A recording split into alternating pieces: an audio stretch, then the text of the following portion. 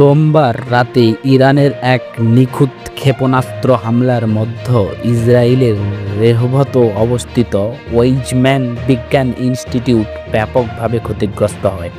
মঙ্গলবার ইরানের প্রতিরক্ষা মন্ত্রণালয়ের মুখপাত্র ব্রিগেডিয়ার জেনারেল রেজা তালাই নিক রাষ্ট্রীয় টেলিভিশনে বলেন, এই যুদ্ধ চলবে এবং জায়োনিস্ট শাসনের মেরুদণ্ড ভেঙে দেওয়া হবে। তিনি আরও বলেন, আমাদের জাতির বিরুদ্ধে চাপিয়ে দেওয়া একটি যুদ্ধ চলছে, যেখানে শত্রু আমাদের জনগণের মনোবল ভাঙতে চায়। তবে আমরা শুধু প্রতিরক্ষামূলক নয়, প্রয়োজন হলে সব ধরনের আক্রমণাত্মক সক্ষমতা ব্যবহার করব।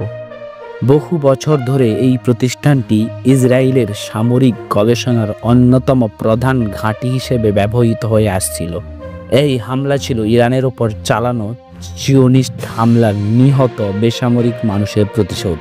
ইসরায়েলের হিব্রু ভাষার সংবাদ মাধ্যম দ্য মার্কার জানিয়েছে, হামলায় একাধিক ভবনের সরাসরি আঘাত লেগেছে এবং একটি গুরুত্বপূর্ণ গবেষণা কমপ্লেক্স পুরোপুরি ধ্বংস হয়ে গেছে।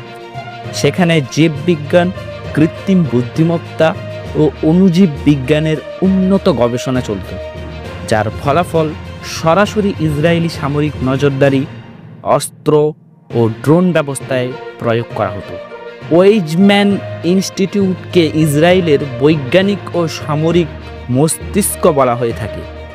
এখানেই ড্রোন প্রযুক্তি, এয়ার স্ট্রাইক নিয়ন্ত্রণ ব্যবস্থা ও যুদ্ধক্ষেত্রের মেডিকেল প্রযুক্তির গবেষণা পরিচালিত হতো, যেগুলি বহুবার গাজা, লেবানন, ইয়ামান ও ইরানে জিওনিস্ট হামলায় ব্যবহার করা হয়েছে। ধ্বংসপ্রাপ্ত গবেষণাগুলির মধ্যে একটি পরিচালনা করতেন আণবিক কোষ জীববিদ্যার গবেষক অধ্যাপক এলদাদ জাহর।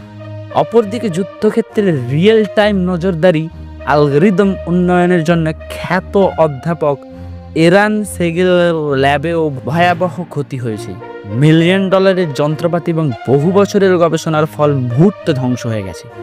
তাদের ল্যাবে আগুনে ঝলসে যাওয়া বৈদ্যুতিক তার, ধসে পড়া মেঝে এবং ভস্মীভূত কাঠামোর ছবি ইতিমধ্যেই প্রকাশিত হয়েছে। এটি ছিল একটি অত্যন্ত নির্ভুল ও লক্ষ্যভেদী হামলা, এমনটাই বলা হয়েছে ইসরায়েলি সূত্রে।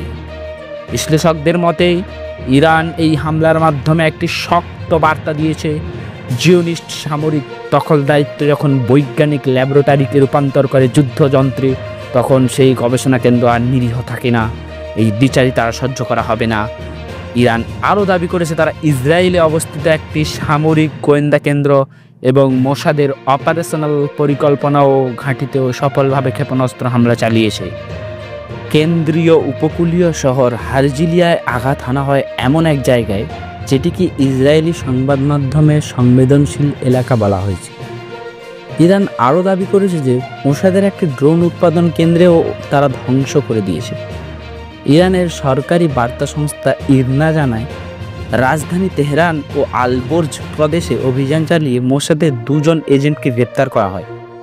অভিযানে উদ্ধার হয় 200 কেজির বেশি বিস্ফোরক, 23টি ড্রোনের যন্ত্রাংশ, লঞ্চার ও কারিগরি সরঞ্জাম এবং একটি পিকআপ ট্রাক। ইরানি নিরাপত্তা সূত্র জানায়, এসব এজেন্ট ছোট ড্রোনে বিস্ফোরক বহন করে গুরুত্বপূর্ণ ইরানি স্থাপনায় সন্ত্রাসী হামলা চালানোর পরিকল্পনা করছিল। ইরানি নিরাপত্তা সূত্র জানায়, এসব এজেন্ট ছোট ড্রোনে বিস্ফোরক বহন করে গুরুত্বপূর্ণ ইরানি স্থাপনায় সন্ত্রাসী হামলা চালানোর পরিকল্পনা করছিল। এর মধ্যেই কানাডায় অনুষ্ঠিত G7 সম্মেলনে পাশ্চাত্যের নেতারা ফের ইরানকে আঞ্চলিক অস্থিরতার উৎস বলে অভিহিত করেছেন এবং বলেছেন ইরান কখনোই পারমাণবিক অস্ত্র পেতে পারে না। অথচ একই সময়ে তারা ইসরায়েলের তথাকথিত আত্মরক্ষার অধিকার সমর্থন করেছে, যা আসলে তাদের সামরিক আগ্রাসন বৈধতা দেওয়ারই আরেক রূপ।